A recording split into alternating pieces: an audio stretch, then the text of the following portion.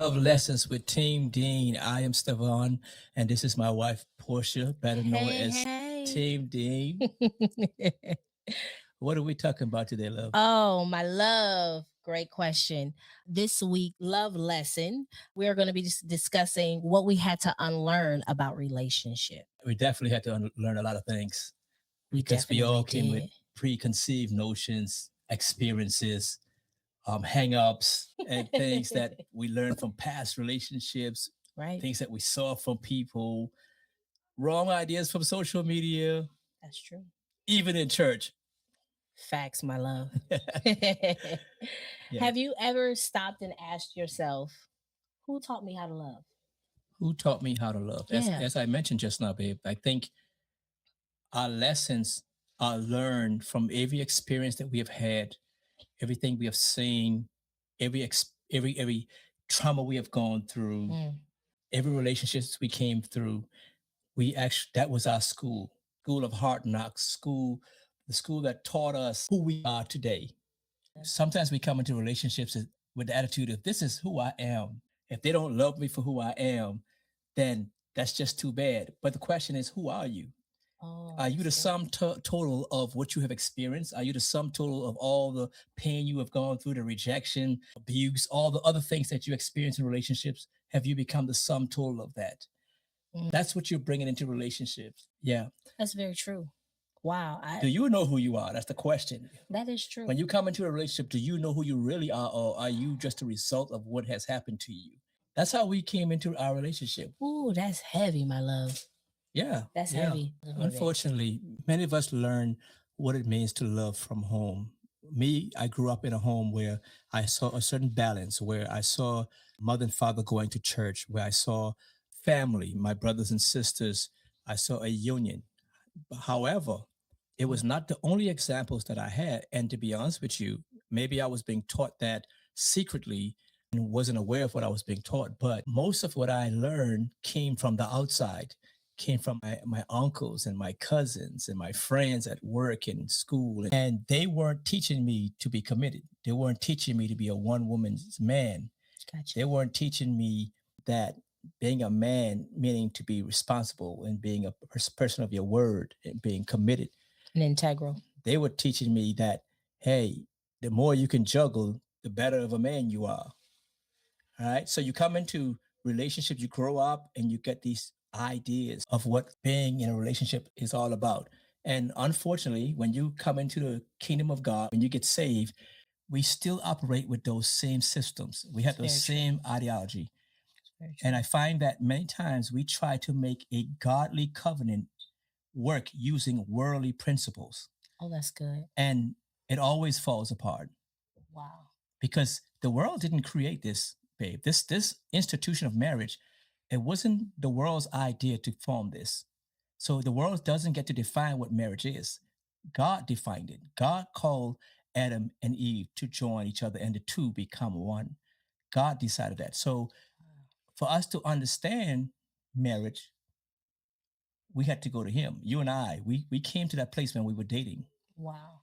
That's so profound, my love. And I totally 100% agree with you. And I know that that is one of the reasons why I fell in love with you because of that foundation that you talked about your mother and your father. And my foundation was a little different because I was raised by my grandparents, but I do understand that concept of what love is. I remember we would eat dinner together. I remember taking family trips. I remember seeing love displayed but in a different capacity, Right. right? Because it wasn't my parents. What you said, my love, was so profound. You talked about marriage and how it is God ordained, right? And so I hear even now in culture that marriage is just a piece of paper, that we have taken what is sacred. Yeah. We have taken what God has ordained, right? Turn. And right, we have made it secular. It's nothing but a piece of paper. It's not a commitment. It doesn't mean anything, but it really does. And when you decide that you want to love God's way, you want to love the right way, you no longer want to have the mindset of toxic relationships Mm.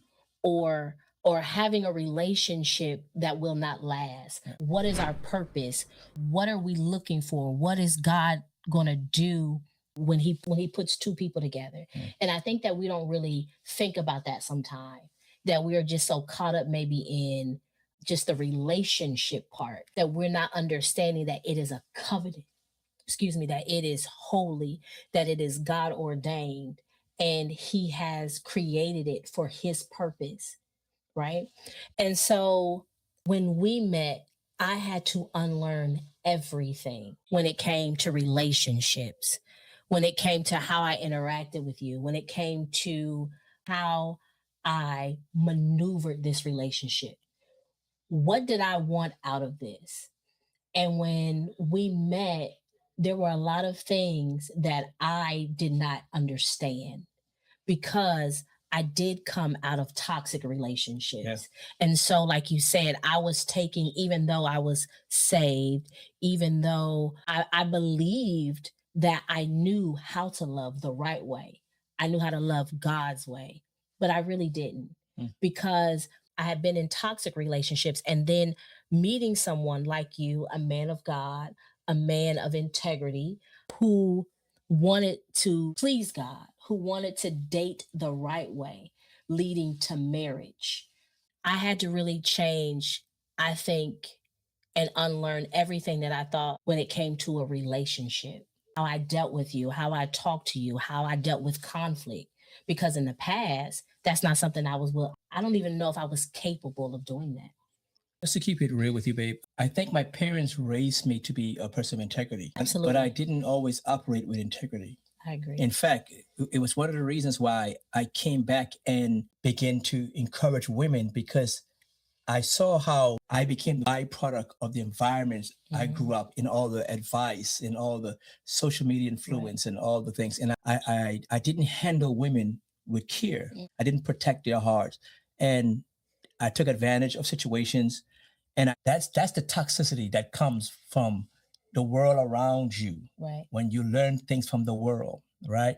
I even think about two incidents. One, when we first met, and you can share about that. But one, I'm talking about toxic behavior that we bring into Absolutely. relationships that we have to unlearn. I think it's only been maybe a week we were talking, and I got a phone call from someone from my past. And typically, I would not have told you that Right. There was no need. because it's my business, and We're not in a committed I'm a relationship. private person. Right. I don't let people in my business. And so, hey, if she came to see me, you didn't have to know. That's a And fact. she wanted to come and That's a see fact. me, That's a fact. right? Yeah. But I knew that that was toxic. I knew that that was how I was in the past. Right.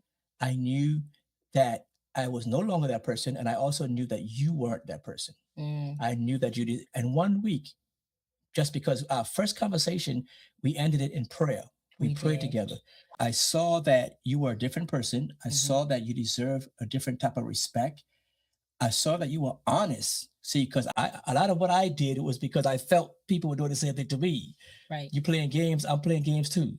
You see what I'm saying? That's Yeah. toxic behaviors It that we is. bring. But when she called me and I handled the situation, I picked the phone up and called you Right immediately. away. And I Right away. told you what happened and what decisions was made. I remember even another situation overseas that would just constantly call me when we first started dating. Mhm. We changed the number. I told you about it. I You made you aware did. of what was going on, You did. changed my phone number, and ended that. You did. But that's called respect. You have to be willing to make the changes. You Oh, can't that's continue good, with the babe. toxic behavior from the past and want something healthy. You can't build your relationship on lies and deception. Oh, You and I established that from the get-go. Transparency. transparency Yeah. and honesty.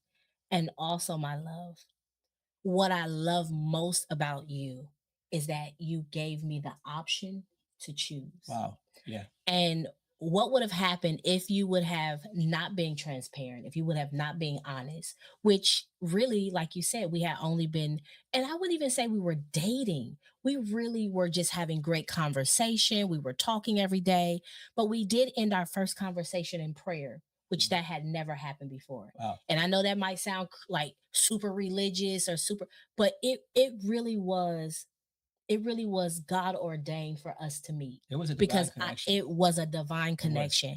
And my love, what stood out for me the most was that you called me right away and you were transparent and you were honest. And what you allowed me to do is you allowed me to make a choice. Mm. If you would have lied to me and deceived me, our foundation would have been built on a lie, Yes. and you would have not allowed me to choose to stay in the relationship. And that is the one thing, not one, that is one of many things that I love about you and I respect about you, is because even even though you didn't have to do that, I believe it was the God in you. Yeah. And I believe, like you said, you wanted to be honest and transparent. And that meant the world to me. It really did. And so for me, that changed how I looked at you. And that was our foundation. Yeah. And so the foundation was solid, the foundation was truth, and the foundation was honesty. And that is what our friendship was built on. And then which later built a marriage. Right. And so I still love that about you, my love, because you really are honest and transparent. That you being honest in that moment, in the very beginning, that was the foundation of our friendship and our marriage eventually. And for me, that stood out because there was a level of accountability and maturity that I had never seen in a man. Because for instance, because of being in toxic relationships or feeling like I have to I have to make sure that this man respects me Yeah. and knows that I am serious and I'm not a woman who wants to be played with. I'll never forget, you and I had been, we were dating, and we must have had a misunderstanding because we didn't argue. We still Well, don't I argue. think we had just started though. Like, Yeah, we had just started, only maybe been first like, month, maybe. yeah, like Yeah. some weeks. Yeah. Yeah. And I'll never forget, there was, I don't even remember what was said, it was so long ago, but I was offended by something you said. And so, me, because of being in toxic relationships and dealing with my abandonment issues, what I do is I shut down Right. Yeah. and I go ghost and I disappear.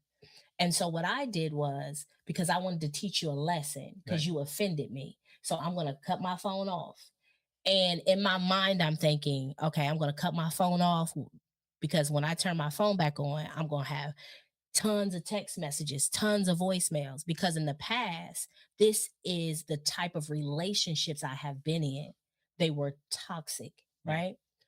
And I turn my phone on, no text message, no voicemail. I'm like, what kind of man is this?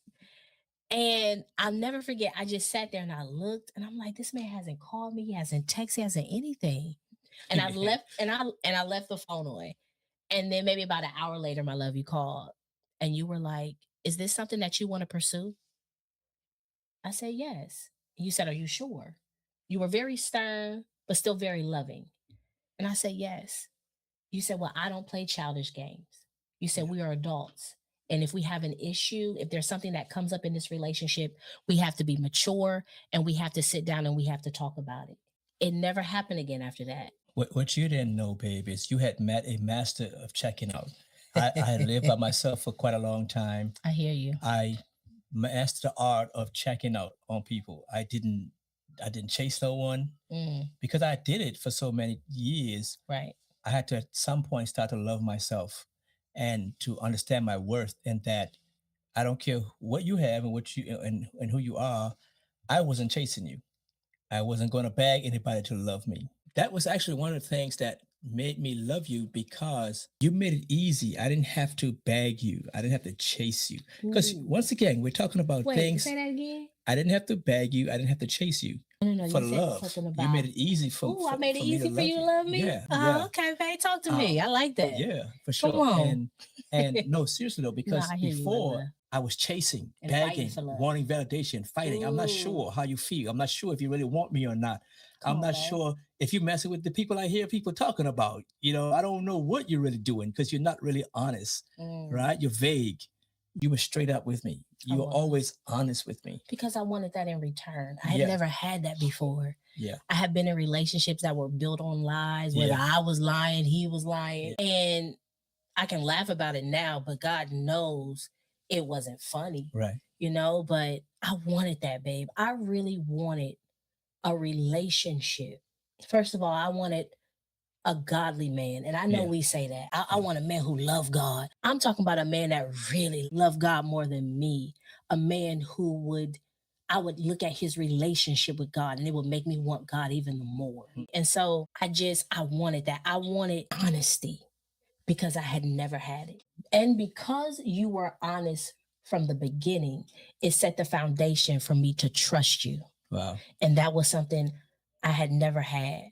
I honestly don't believe that I have ever been able to trust a man wholeheartedly Wow. because of my abandonment issues. I trusted you with my life and Wow. still do to this day. And I thank God for making me that person Amen. where you can trust me.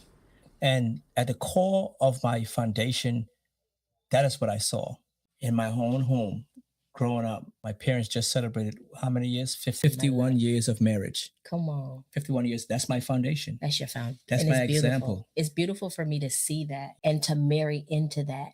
And even though that is not my foundation, it is still commendable. And what I love also is that your parents, they love the Lord. They love the Lord. And God gave me somebody that loved the Lord as well. So I appreciate that. But we're talking about the toxic behaviors, the things that we had to unlearn. Ooh, so many things. Like, I grew up outside of my home. I seen abuse. I seen cheating. I have been taken on rides with relatives who wanted me to be, what you call it, the sidekick, taking you to see their boo thing. Why are they going to see their boo thing? They want me to maybe talk to the daughter or talk to whoever else is the wingman. I got you, babe. Yeah. So that's the training. Yeah. I remember when I protested against that. I remember one of my uncles that saw me being angry about that I don't want to deal with women like that. I don't want, and I remember him saying, "You're trying to escape that." He said, "But that's in you." I never forgot that. I cast that down because I cast a lie down. I cast down that familiar spirit. I cast down that family trait. We were known in the islands. We were a good-looking man, and we were known. Good-looking men. And quote-unquote womanizers. That's what we were known as, right? That was not the path I wanted to walk on. So once I understood spiritual warfare, I cast it down. And I had to say, no, I want to treat women the total opposite. That's why I have a great level of respect. I go extra mile to make sure you feel appreciated and that you feel love and that you are seen and that you're not just a piece of meat. You're not just an object. You're not objectified. You're not there to be a side piece. I don't believe in stuff like that. I believe that as the woman in my life, you have value, that God chose you and put you in my life because whatever he has for me to do, I can't do it on my own, obviously. That's what he told Adam. He told Adam, he said she would be a helpmeet. Adam couldn't fulfill what God told him on his own. God gave him a command to be fruitful and multiply. Who was he going to multiply with? How is he going to obey God and do what God said? A man of God who understands his purpose for his life and God's purpose for his life, he's incomplete without that wife. That's why he said, when you find a wife, you find a good thing. You find a good thing. Ooh. You still, after 13 years of marriage, you've been together 14 years total, you still leave me speechless. So profound. Like, I love your brilliance. I love how God just downloads such great wisdom into you. And what you said, babe, that rings so true. And for me, I personally did not see the unfaithfulness, but my experience was a little different. It was great provider, this, great that. You have everything that you desire, but I did not necessarily see a woman being valued. And what I mean by that is, in order to live this life, you have to give up everything. Yeah. Your main focus is to be a wife, is to be a mother. And so I saw that, and that was heartbreaking to a certain extent because it was, I have this great life. I have all the material things, but I didn't get to dream. I didn't get to do something that I desired to do. I didn't I didn't do something that was fulfilling for me. And you've always made it your priority to say that, yes, you are a wife, you are a mother, but what is your purpose? I, That's what I was trying to I say. believe, love, that I believe that a woman, you don't have to diminish a woman, and she doesn't have to lose her value, her self worth, and definitely not her autonomy Or her dreams. Absolutely, my love. or her dreams to be a woman. You've taught me that. Traditionally, what I grew up seeing is the husband provide, the woman is reduced to a wife, Making a that mother, sacrifice. Correct. right? It's about what the husband is working on, what the husband is doing, and she And what he supports. needs. And back then, that worked. Correct. Fathers went out on the job, whatever they did, they brought home the bacon And the and woman the cuts it up. wives. And Does your wife cook? I'm gonna ignore that right now. Does your wife cook? It's okay. Does your wife cook? If I came into our marriage with that mindset, We got to be honest with the people. we would be in trouble. Thank God. We would be in trouble. Once again, I had to learn that it Ooh, wasn't about that, because if we make a lot of money, we can hire somebody to cook, right? It ain't even about that. no, It's about you and me spending time. It's about agree, us my doing love. what God has called Called us us to to do. do. Absolutely. God didn't call me just to be the provider. He didn't call you just to be the homemaker. Right. There's much greater purpose in us. Those are things that, yes, traditionally it was good. The man is the man. He's manly. I've seen it with a man. This is my house. What I say goes. I had to unlearn and Those things. divest myself of those thoughts, Divest, yes. because while, yes, the man is the head of the home, this has to do with protocol and authority, but it doesn't mean that the woman has no say, or she has to be devalued, or she has to lose herself in the process. Correct. I That is still have a that's not voice. And yeah. for me, I did see a dedicated wife. I saw that. My grandmother, I believe that she was a great wife. I believe she did everything that she was raised to do, because like you said, that generation, that is how they were raised. They were raised to be wives and mothers. And we had this conversation, she and I, a couple of weeks ago. We were talking about just how times have changed and how the dynamic of relationships has changed. Right. That it is not just so this is a man's role, this is a woman's role anymore. But I totally agree.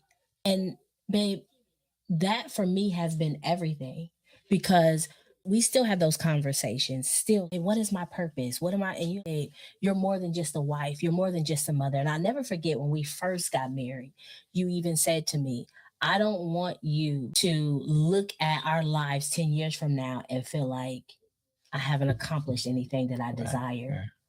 And you have always been supportive. And like you said, we are a team. And so those are things that we had to unlearn. I believe in investing, and I'm sticking to the subject. Oh, absolutely. I believe in investing, and once again, toxic things that you see that you might think is Yes. normal, and you bring it into the marriage.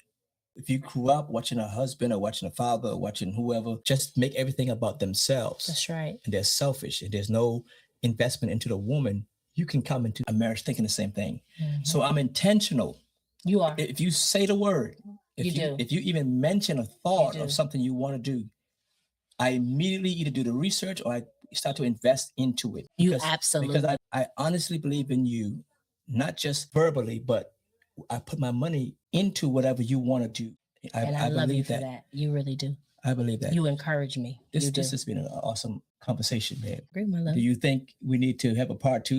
I think this is a great conversation, I think we should. because Most people definitely. are seeking relationships, and today's standard, There is no standard. yeah, there's no standard. There. I can't imagine how many people are repeating all these cycles that we have seen and experienced and talk about, and getting the same results, and they don't know why. Let me correct that. I don't want to say that there isn't a standard, because there are people who do have standards when it comes to dating and marriage. So I was being a little facetious, but I will say this. There are a lot of things that we see that is not beneficial. So we appreciate you joining us. Remember, love is a daily decision. So keep learning, keep growing, keep choosing love. We'll see you on the next episode.